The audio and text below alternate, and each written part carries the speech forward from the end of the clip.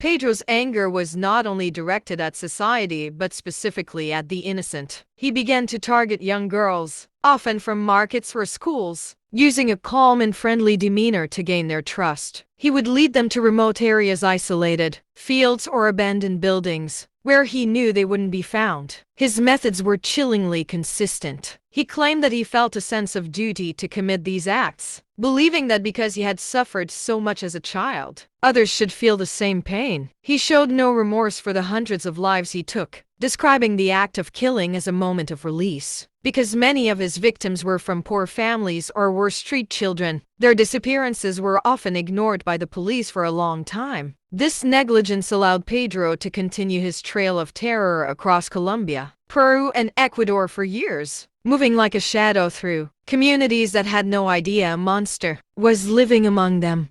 He would often approach young girls who were selling goods on the street or looking for work, offering them more money than they could earn in a day. He would pretend to be a kind traveler who needed help carrying his bags or finding a specific location. By preying on their economic desperation, he easily led them away from the safety of public areas. He later confessed that he chose his victims because he saw them as invisible to society. He believed that if a poor child disappeared, and for a long time, he was right. He described his actions not as crimes, but as a way to cleanse the world, showing the depth of his psychological delusion. The authorities in the region were ill-equipped to handle such a massive criminal case. It wasn't until a series of floods in Ecuador began to unearth the remains of his victims that the true scale of his horror began to emerge. As more and more bodies were discovered, the local population they had never experienced before. Despite the growing fear,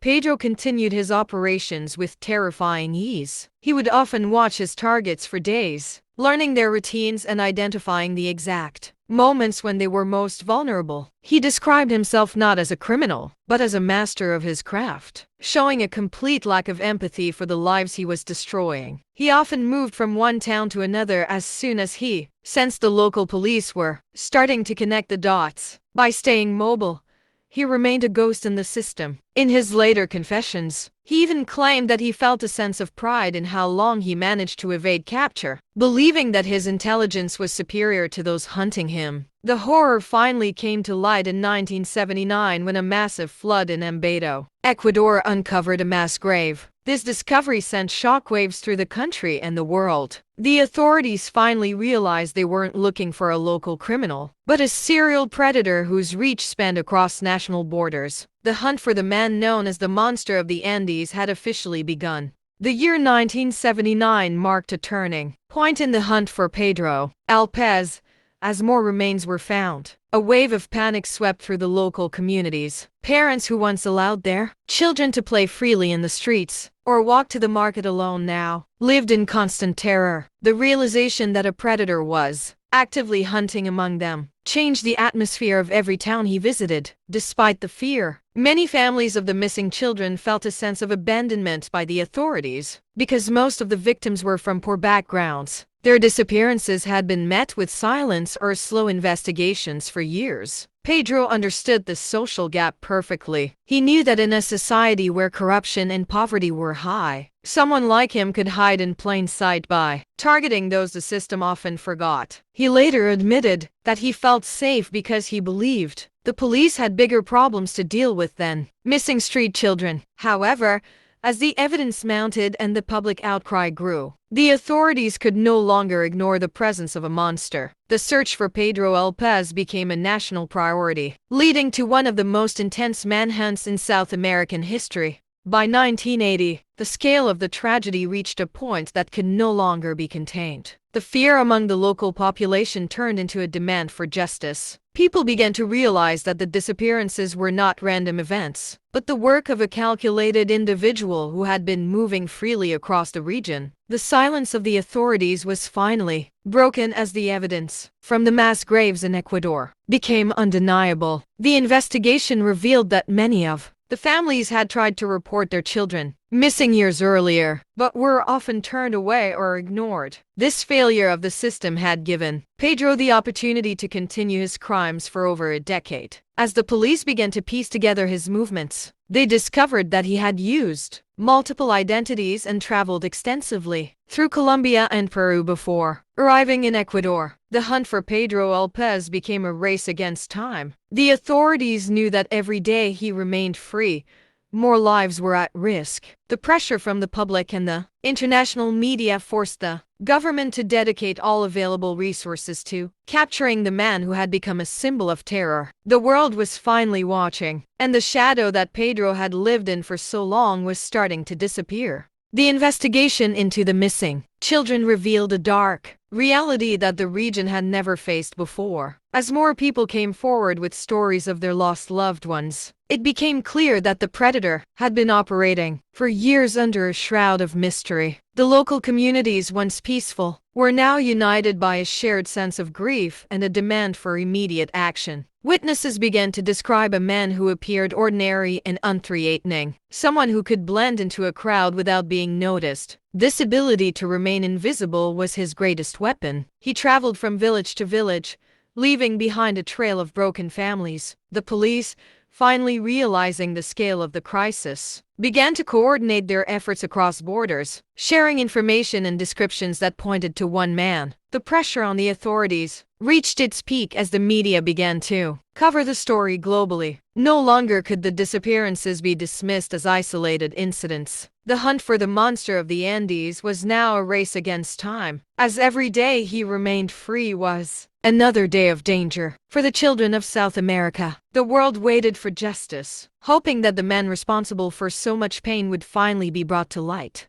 The turning point in the case came when the community's patience finally ran out. For years, families had lived in the shadow of fear, seeing their daughters disappear without a trace while the system remained silent. But as the number of victims grew, so did the anger of the public. They began to organize, demanding that the police take the disappearances seriously and acknowledge that a serial predator was on the loose. Pedro, sensing the shifting tide, tried to remain calm and composed. He believed his intelligence and his ability to blend into the background would protect him forever. He viewed the society he lived in as flawed and weak, convinced that he was always several steps ahead of those who were supposed to protect the innocent. However, the discovery of more remains in Ecuador made it impossible for the authorities to ignore the crisis any longer. The hunt for Pedro López was no longer just a local police matter. It became a national crisis that gripped the heart of South America. Every lead was followed,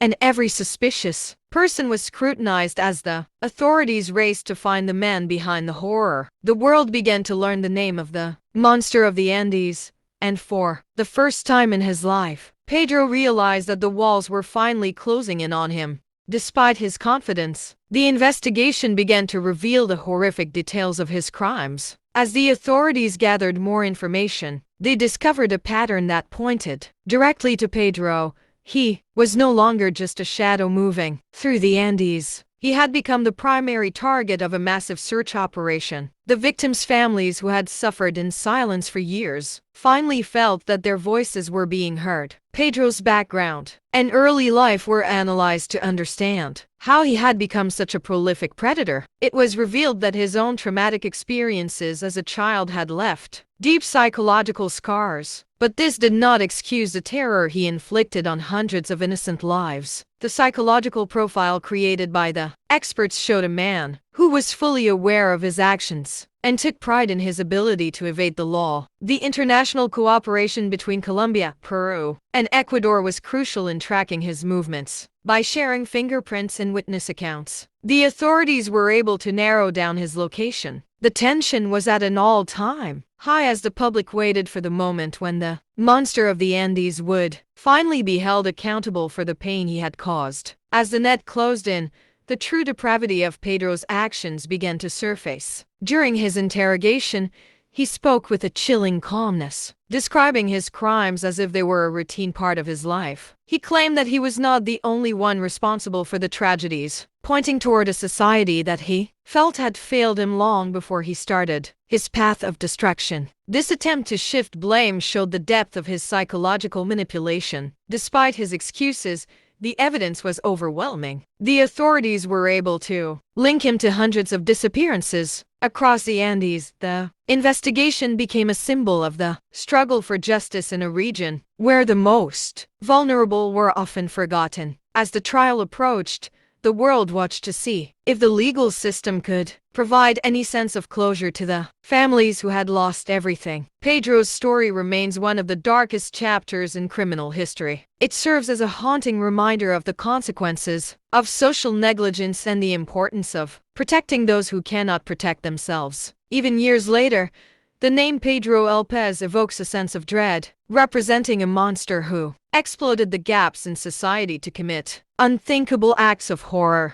The scale of Pedro López's crimes eventually came to light, revealing a level of horror that shocked the entire world. He confessed to taking the lives of more than 300 young girls across Colombia, Peru, and Ecuador. He detailed his movements and his methods with a disturbing lack of emotion, describing how he targeted victims as young as 9 to 12 years old. His ability to operate for so long was a result of his calculated nature and the social gaps he exploited. He admitted that he felt a sense of power over his victims, believing that he was untouchable because of how easily he could disappear into the Andes. The investigation into his actions became one of the most significant criminal cases in South American history, leading to a demand for better protection for children and more effective cooperation between national police forces. Despite the magnitude of his crimes, the legal systems at the time had limitations that frustrated the public's demand for justice. His story remains a dark reminder of the evil that can exist in the shadows and the tragic cost of systemic failure. The families of his victims continue to carry the pain of their loss, while the world remembers the monster of the Andes as a symbol of the most extreme form of human depravity. Pedro López's cruelty knew no bounds, as he often described his actions with a level of detail that horrified even the most experienced investigators. He claimed that he didn't just see his victims as targets, but as part of a larger, darker mission that he felt destined to complete. During his time in custody,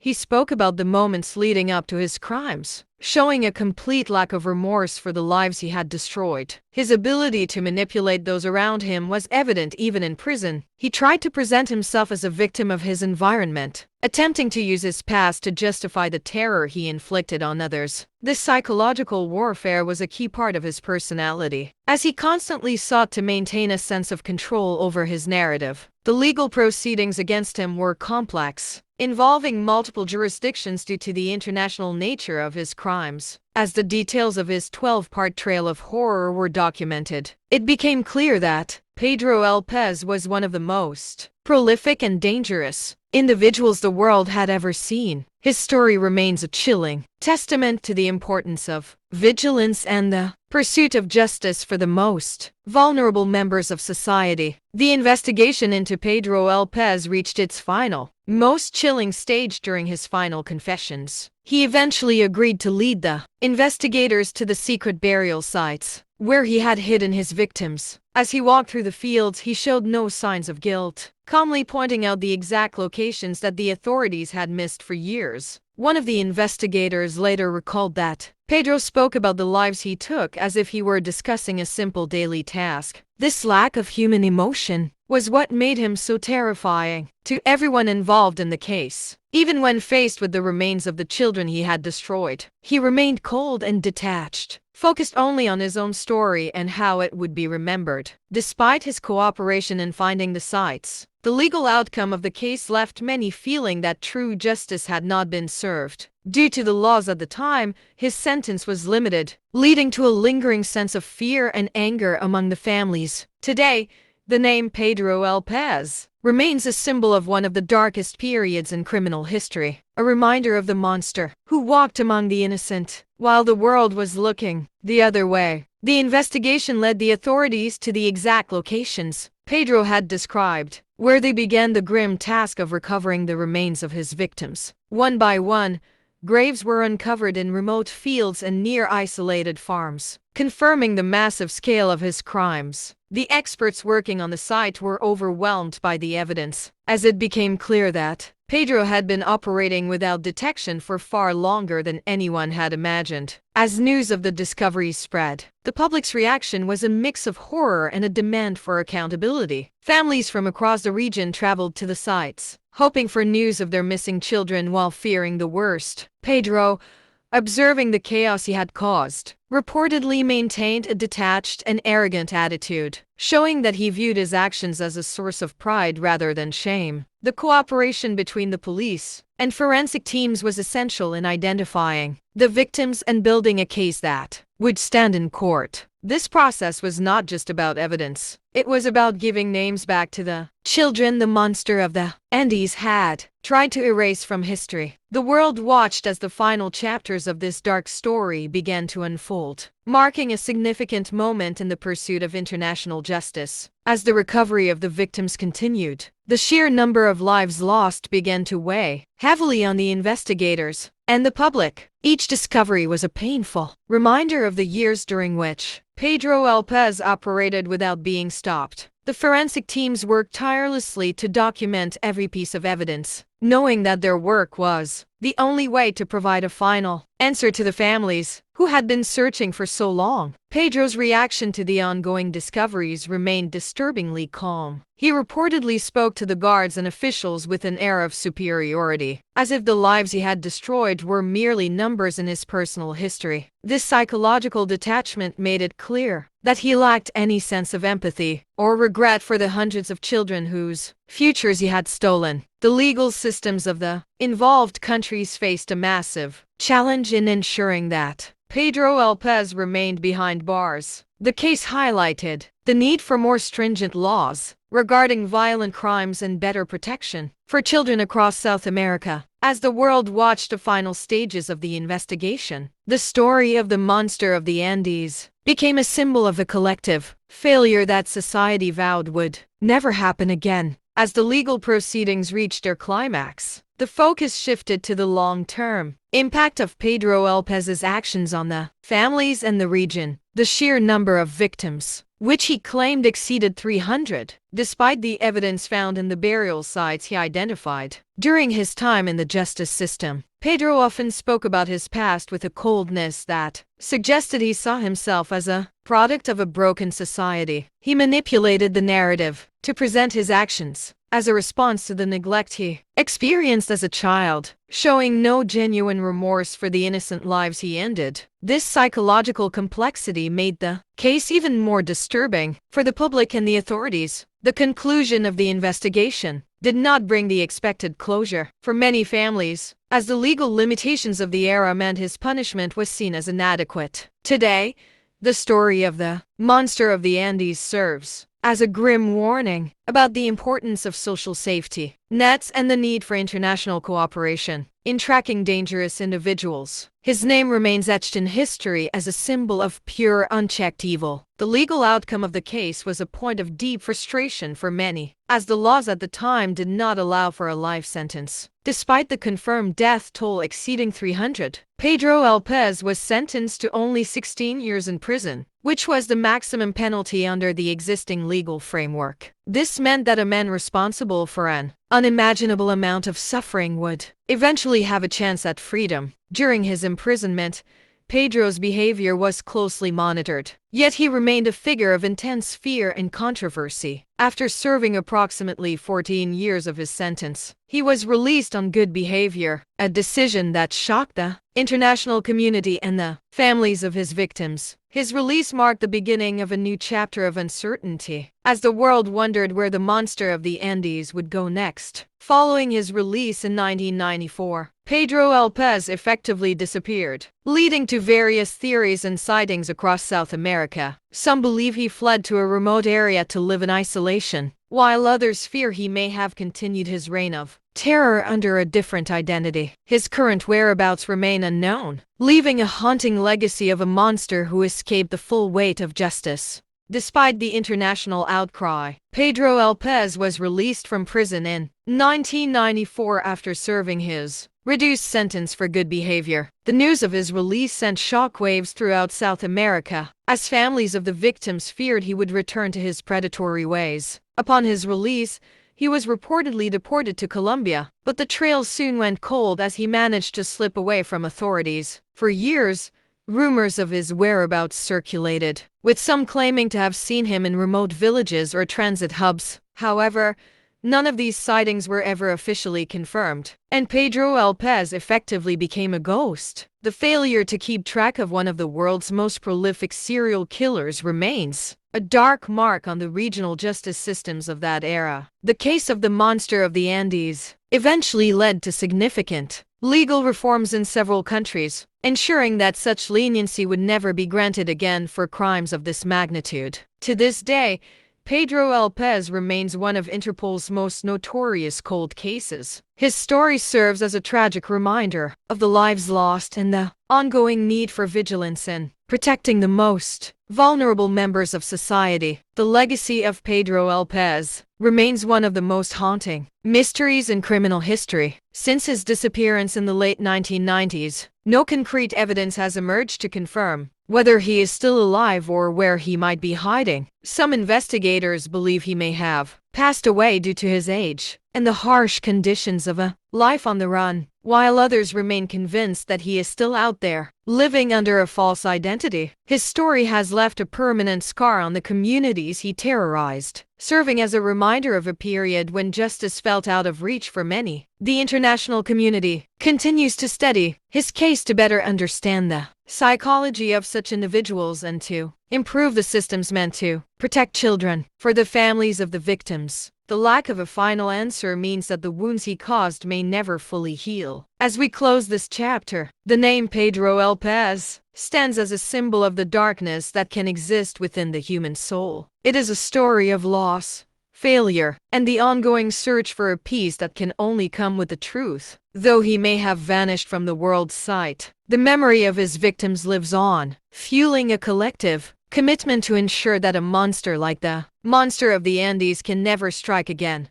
The chilling story of Pedro López eventually came to a close, but the questions it raised about justice and safety remain relevant to this day. Many experts believe that the failures in his case were a direct result of a lack of communication between different nations' legal systems. This realization sparked a movement to create more unified tracking systems for violent offenders across borders. For the survivors and the families of those lost, there is no such thing as a final ending, as the pain of his actions continues to be felt across generations. However, the global attention his case received ensured that the names of his victims were not entirely forgotten. Monuments and memorials in various regions now stand as a testament to the lives he tried to erase. As we reflect on the dark history of the monster of the Andes, it serves as a powerful reminder of the necessity of protecting the innocent and ensuring that justice is never out of reach. The pursuit of truth, though difficult, remains the only path toward healing a society scarred by such profound evil. We end this story with a commitment to remembrance and a hope for a safer future for all.